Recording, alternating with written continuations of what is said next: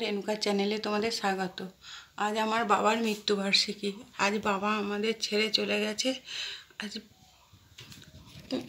12-13 বছর। বাবা আগে মা গেল, মায়ের 21 দিন মাথায় বাবা।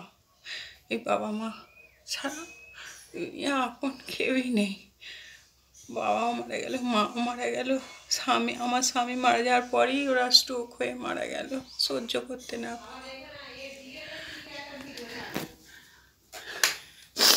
কিন্তু কি বলবো, তবু তো থাকতে হবে, এই নিয়ে বেঁচে আছি, এই সংসার শান্তি।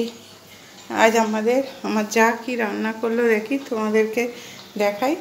এই যে টমেটোর চাটনি হচ্ছে, এটা মাছ হবে, মাছের ঝাল।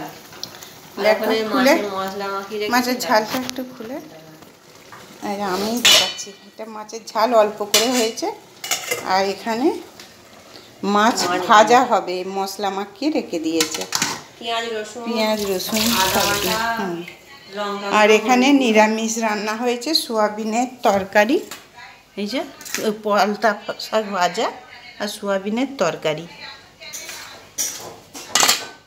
আর ডাল আছে, একটু ডাল অল্প করে। আজকে কাঠের উনুনটা ভেঙে গেছে। আর এই যে এখানে টমেটো চাটনি হচ্ছে, একটু নিরামিষ ভাত হচ্ছে, আর দুধ আছে একটু। মা আমি একটু দুধ দিয়ে খেয়ে নেবো। এই যে শাশুড়ি মা ঘর ঢুকছে, আর এই যে আমাদের কোকো, এই যে আমাদের কোকো মাস্টার। এইসব নিয়ে আমরা আজ হঠাৎ করে আমাদের উনুনটা ভেঙে গেল ভাতটা বসাতে গিয়ে। এই যে উনুনটা ভেঙে গেল, তাই এতে আর ভাত করা গেল না, সেই জন্যই ওই গ্যাসে ভাতটি বসিয়েছি। দেখালাম তোমাদেরকে যদিও, হ্যাঁ, গ্যাসে ভাতটা বসানো হয়েছে, জল ভরবো।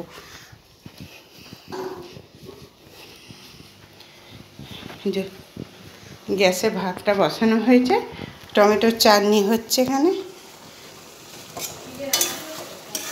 মিষ্টি দিয়েছো টমেটোর চাটনিতে? নুনটা দিয়ে দিয়েছো? হ্যাঁ, একটু সেদ্ধ হোক টমেটোগুলো। এখনকার টমেটো খুব একটা ভালো সেদ্ধও হয় না, আর তাও হতে পারে ফ্রিজে ছিল। একটু মিষ্টি দিয়ে দাও হতে। আর এটা ওই যে আমাদের কোকো, ওর খাবার। এই যে মাছ দিয়ে মাংস দিয়ে ভাতটা সেদ্ধ করা হয় আলাদা করে।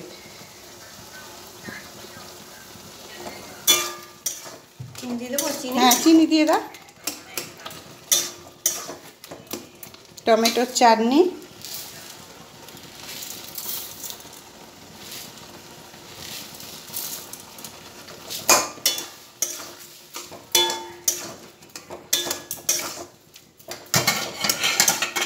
ভাতটা ফুটে গেলে গ্যাসটা একটু জল দাও, দিয়ে গ্যাসটা অফ করে দাও, তারপরে আবার একবার জেলে, তারপরে নইলে গ্যাসটা, হ্যাঁ, ও তাহলে একটু জল দাও, কারণ ওই যে আমাদের উনুনটা ভেঙে গেল, কি দুর্গতি। আবার সবসময় বিপদ ছাড়া আমাদের কিছুই নেই।